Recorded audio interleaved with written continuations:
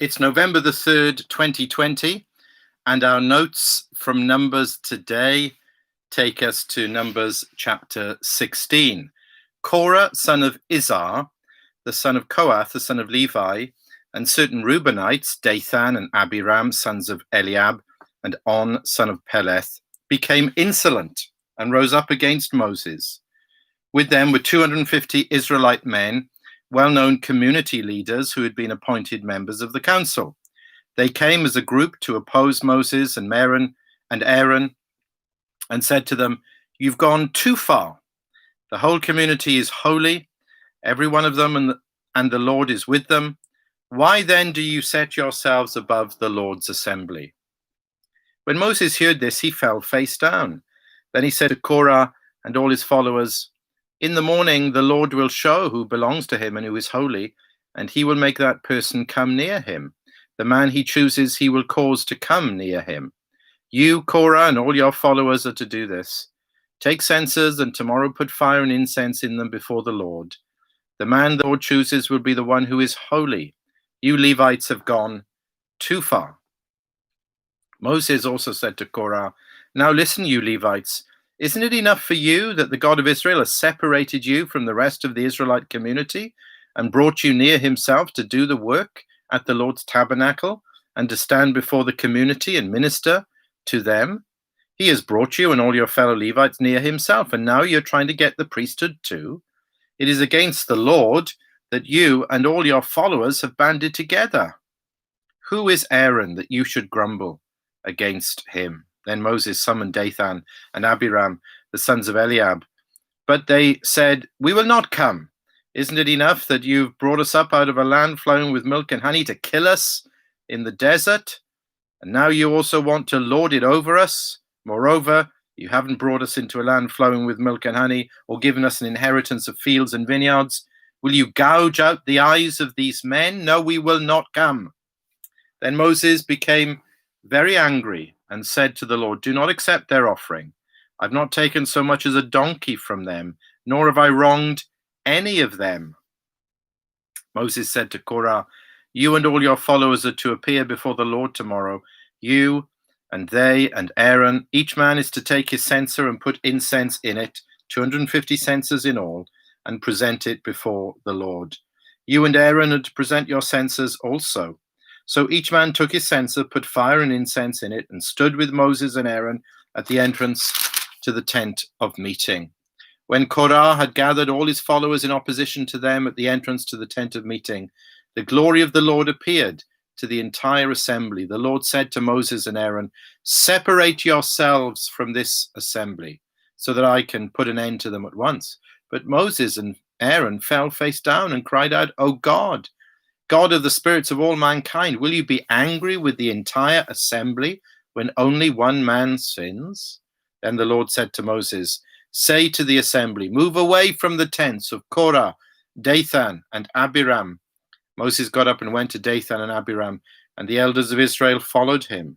He warned the assembly, "Move back from the tents of these wicked men. Do not touch anything belonging to them, or you will be swept away because of all their sins." So they moved away from the tents of Korah, Dathan, and Abiram. Dathan and Abiram had come out and were standing with their wives, children, and little ones at the entrances to their tents. Then Moses said, "This is how you will know that the Lord has sent me to do all these things, and that it was not my idea.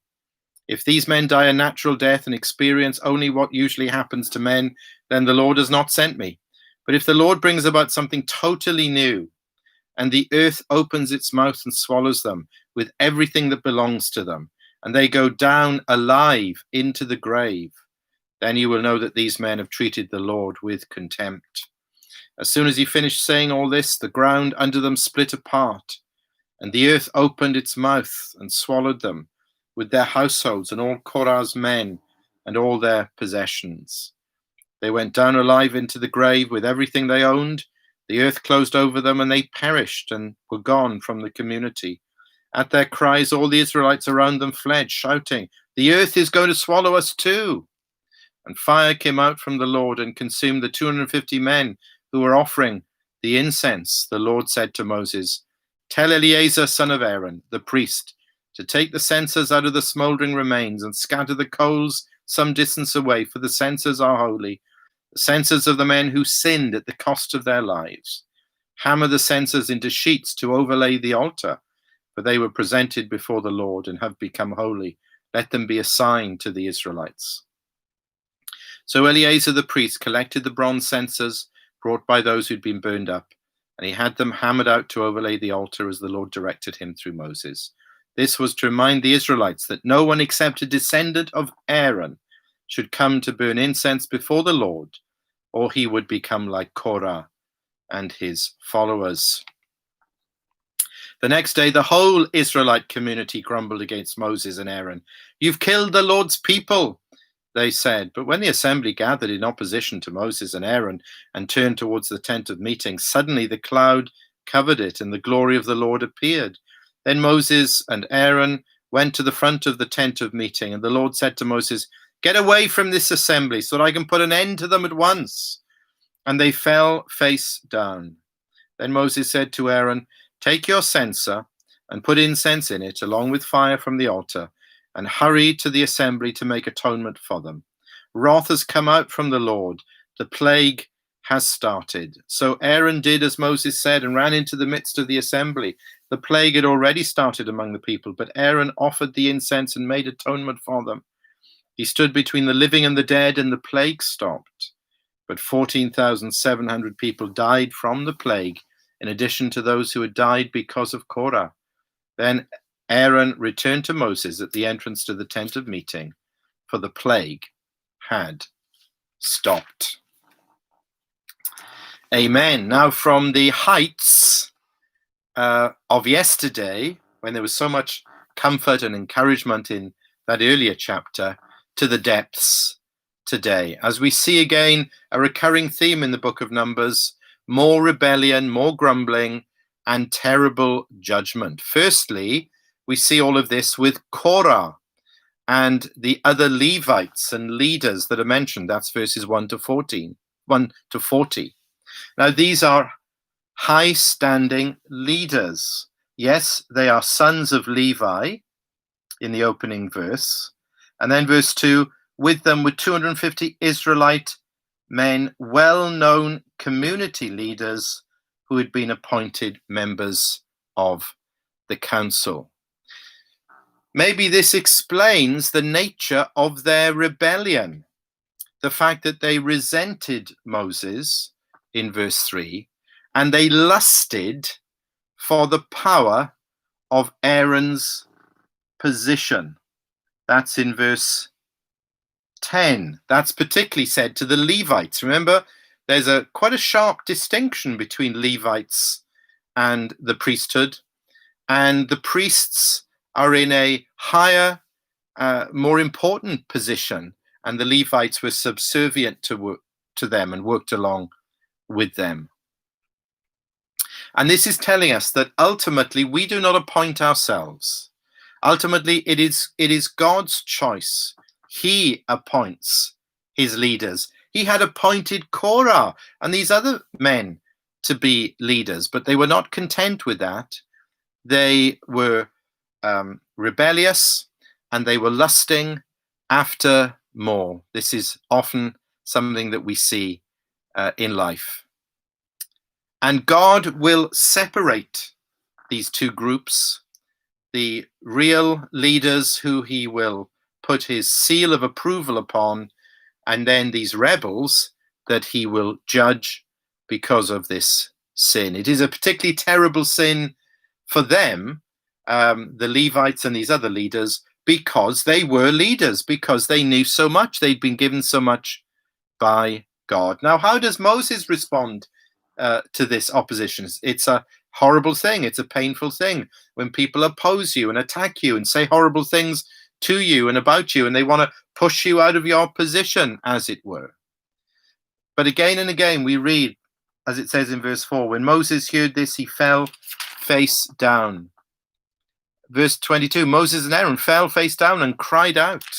They were praying over the situation. They were praying for these people. But the Lord will not tolerate such insolence and rebellion, especially from other leaders. I think that's why this is so serious. And so, verse 31, the ground splits apart and opens up. Verse 32, verse 33, this is Korah now and his men.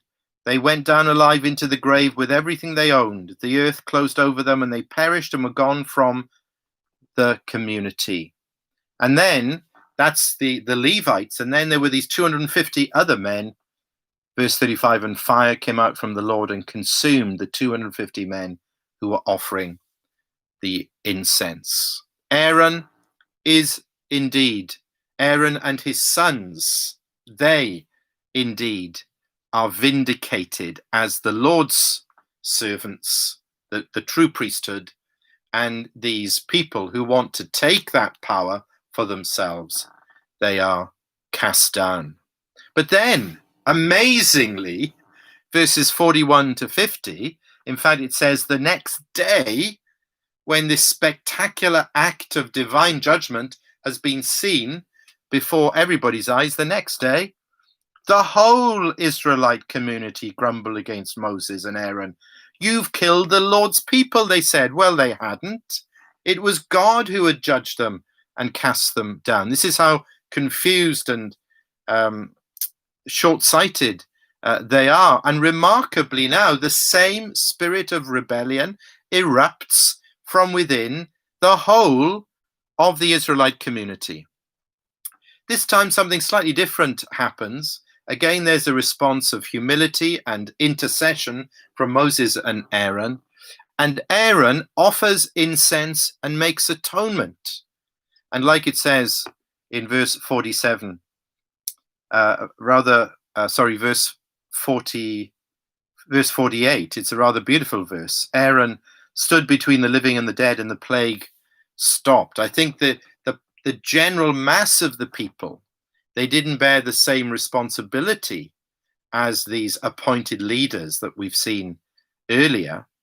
But this plague breaks out through the means that God has given, through intercession and atonement. The plague is stopped, although we do read in verse 49 that 14,700 people died from the plague. Ultimately, God will own and vindicate his servants. And ultimately, God will own and vindicate his people, and also demonstrate those who are not. Even in the New Testament, even in some of the parables of Jesus, like at the end of Matthew 25, we have these awesome words that say much the same as what we've been looking at in Numbers 16. At the end of Matthew 25, then they, the wicked, will go away to eternal punishment, but the righteous to eternal life.